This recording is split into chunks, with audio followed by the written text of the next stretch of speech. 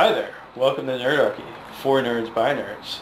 Today we have an email from subscriber Glenn. Dude!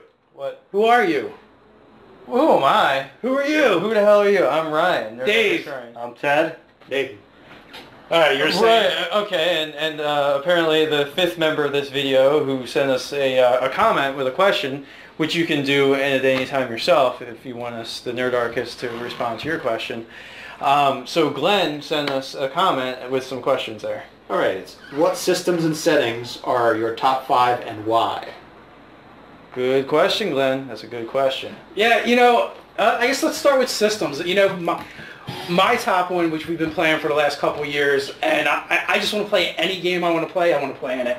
We've done Dresden Files, we've done fantasy, we've done superheroes, and yeah, I'm talking about Mutants and Masterminds. You've heard us talk about it before, and now I'm trying to twist these guys' arms into running a Transformers game in there. But that's my top pick for RPG systems. Well, I know I like Mutants and Masterminds just because of the vast flexibility of it.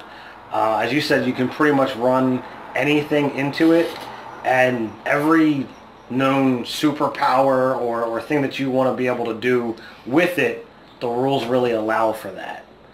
Yeah, the only downside to that system, if you have douchey players, it's easy to break. Because when you have that much flexibility, it's unavoidable. But so Ted, we need the top 5, so we got one. All right. Well, for me, I love just the old D&D. My favorite is 3.5. You get the vast flexibility of multi-classing. You got a huge amount of races you can play, and there's a deep part inside of me that really loves grinding and power leveling. And as much as I like Mutants and Masterminds, you don't get the loot. You don't get to get that vast hoard of treasure and seriously kind of change the layout of your character with just some of the ridiculousness of the magic items that you can get. I would say that, I don't know, I don't think a good D&D game, or Pathfinder actually, because that's what we've been playing, but it's 3.75 really. Come on, let's be honest, folks. But, a good D&D game isn't grindy. Like, if I wanted a grindy game, I would play World of Warcraft or some other thing like that. But I mean, any good DM is going to get story in there as well, and I'm not going to game without there being some kind of story. But Mutants and Masterminds is great, but you get that one PowerPoint, maybe 2 when you level.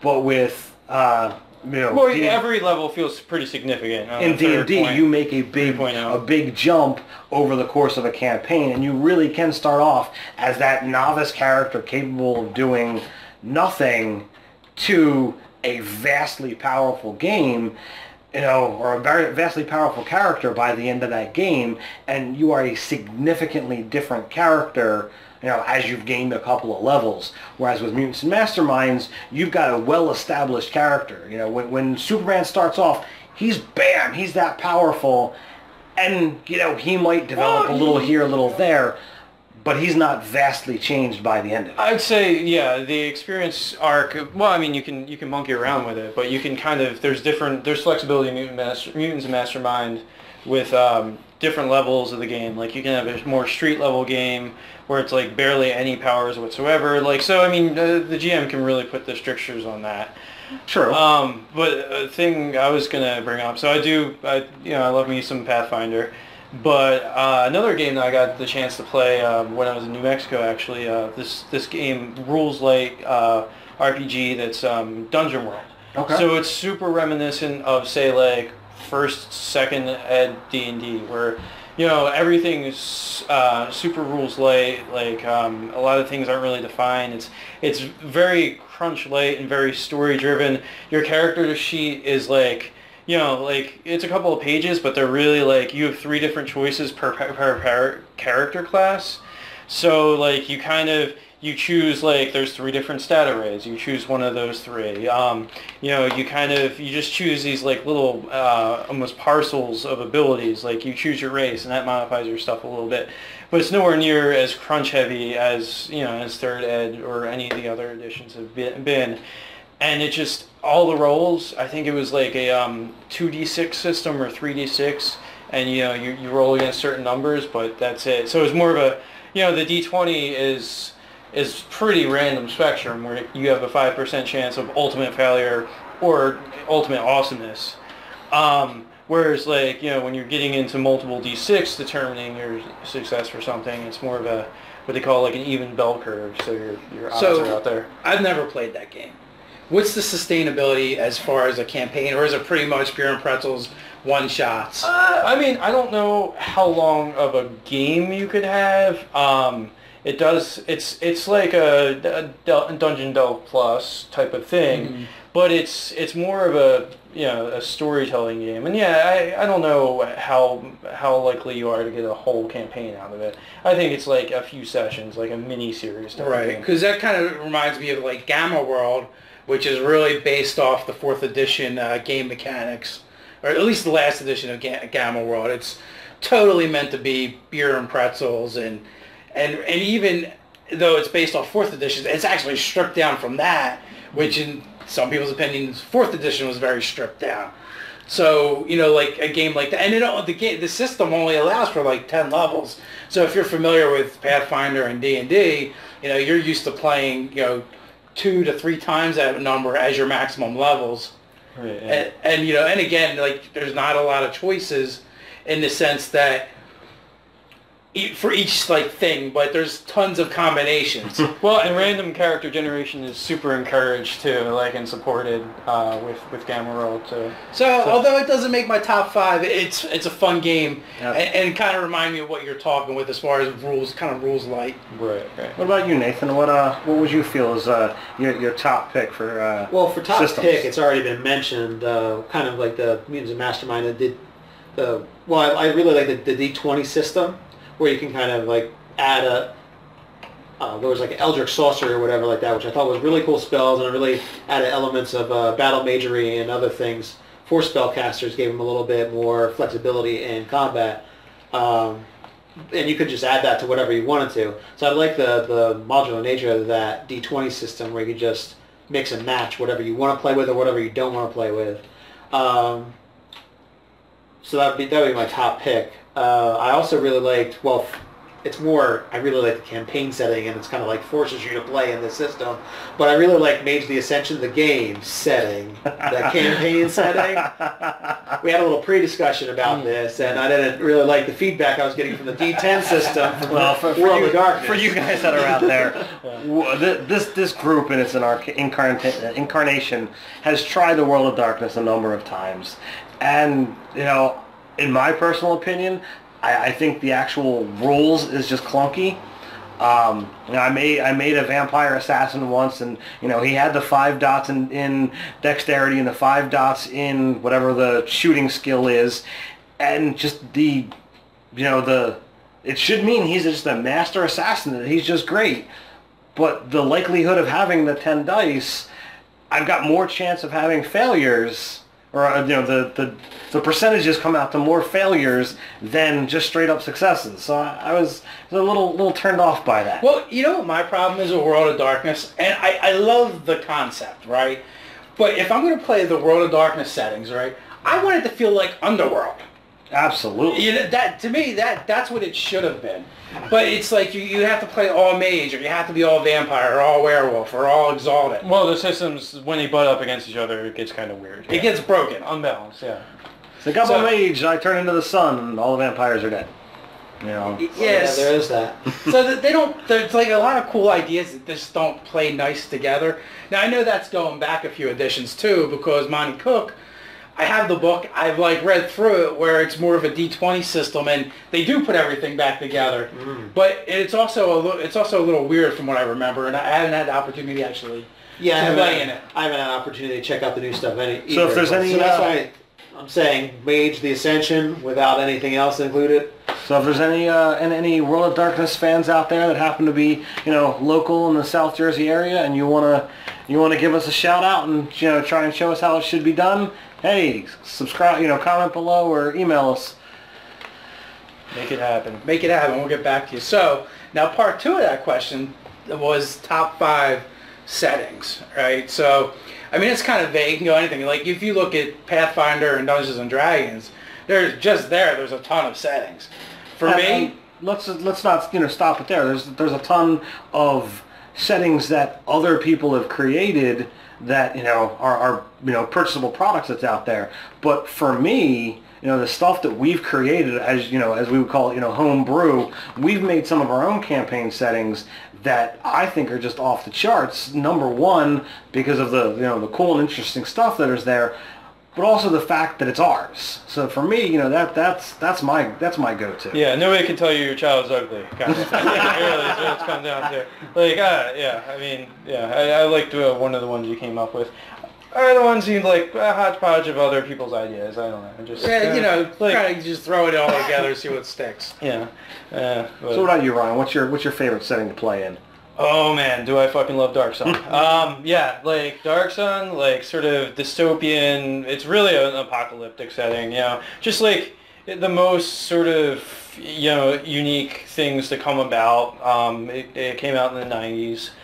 And it was just like, first off, it was Brahms' art, which I friggin' love Brahm, his work. It's just like, it's, and like the color palette's totally like these sort of, like umbers and like these orangey colors or whatever. So it's like, you just feel the heat of the sun like beating down on you just from the art. It's a world so savage that even the plant life has evolved to kill you. It's a desert world. The idea is the bad guys have won. There are these guys called Sorcerer Kings that basically, they forcefully made sure everyone in the world is illiterate so they don't know of their place in history to have actually been the ones to destroy the world and make it as crappy as it is. So it's kind of like the bad guys won, the politicians that ruined everything are also concurrently running everything, and the most powerful beings on the planet. So, there's some really interesting things with the way they killed off certain, some of the standard PC races, the playable races just don't exist anymore. Everything that's there... But I can still play an orc, right? Oh, no. Maybe a few centuries ago, several centuries ago. But by gnome illusionist is okay? Nope. No, dead. Fucking dead. Yeah. No. Kobold assassin? Done. Sorry. Done. Man! Play a really, really tall elf. Right, yeah, it's a place to... Yeah, so, in a nutshell, I would kind of call it, like a little bit of Mad Max, maybe some Dune, meets like the most effed up version of Tolkien you could possibly imagine. Like those things in the blender. Yeah, kind of gives you a sense of what you're looking at. If you haven't heard of Dark Sun, just go search it online. There's a wiki for it. There's a really, it's a really good campaign setting. Yeah. So how about you, Nate? Dark Sun was one of my favorites. Is what I started role-playing on, and I would say that my second, I really like it a lot for many reasons, is Ravenloft. Really enjoy psychological horror, not like you see on the movies, but actual like Splatterhouse bullcrap. Yeah, book psychological horror.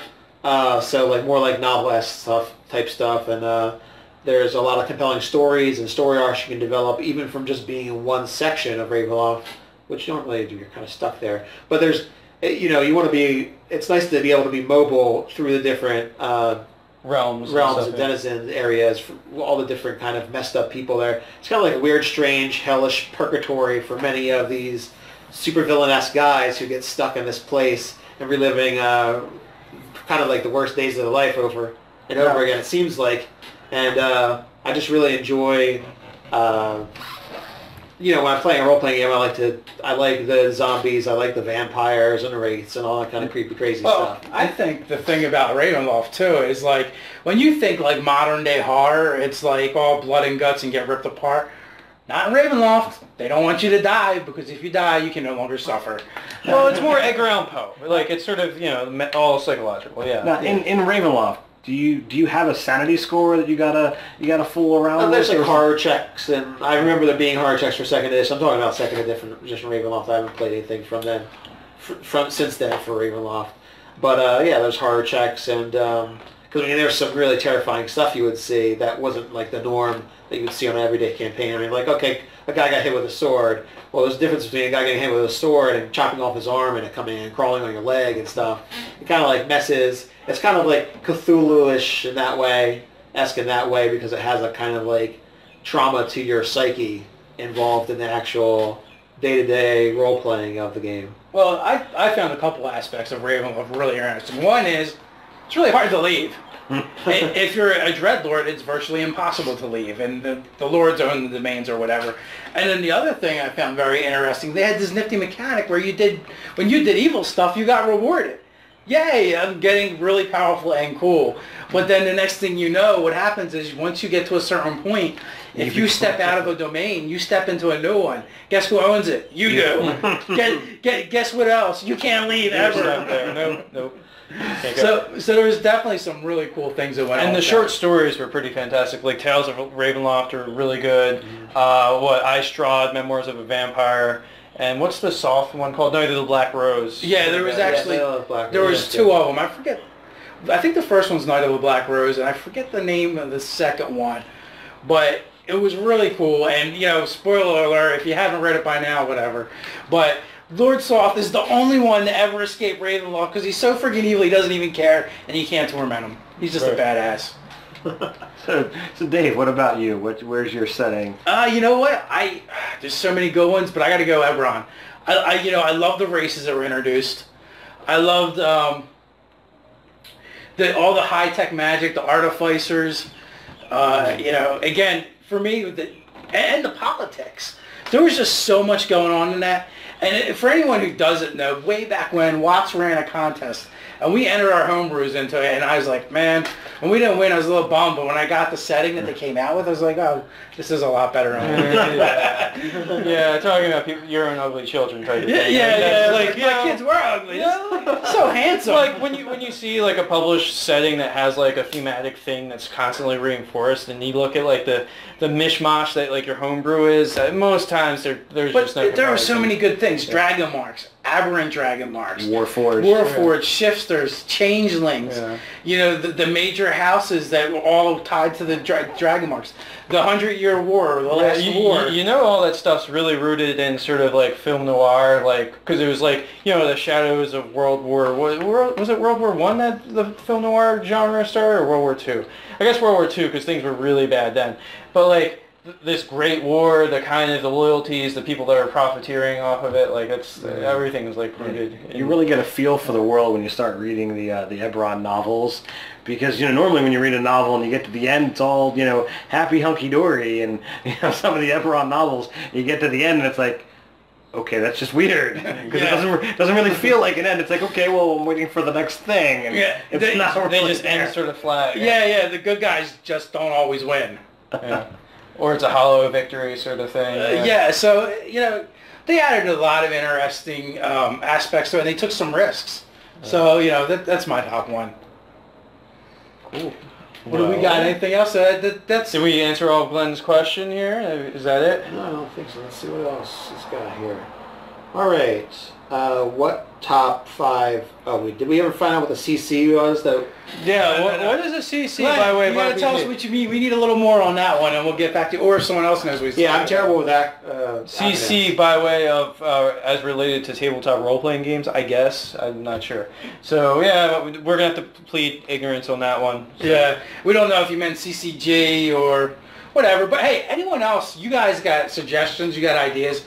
You got something you want us to talk about? Leave it in the comments. You can message us, whatever. Also, when you're done liking, commenting, subscribing, you can find us on Facebook, Instagram, Tumblr, Twitter, and we even You can also go to nerdarchy.com. We got our own website over there as well. Plenty of cool information. Yeah, really, if you look up Nerdarchy, there's a definition of Nerdarchy, and then there's us. Yeah, eventually we'll own that too. Maybe we'll get incorporated to We're like a bad case of syphilis you can't get rid of. Yeah. We're all over the place. All right. But on that note, until next time, my friends, stay nerdy.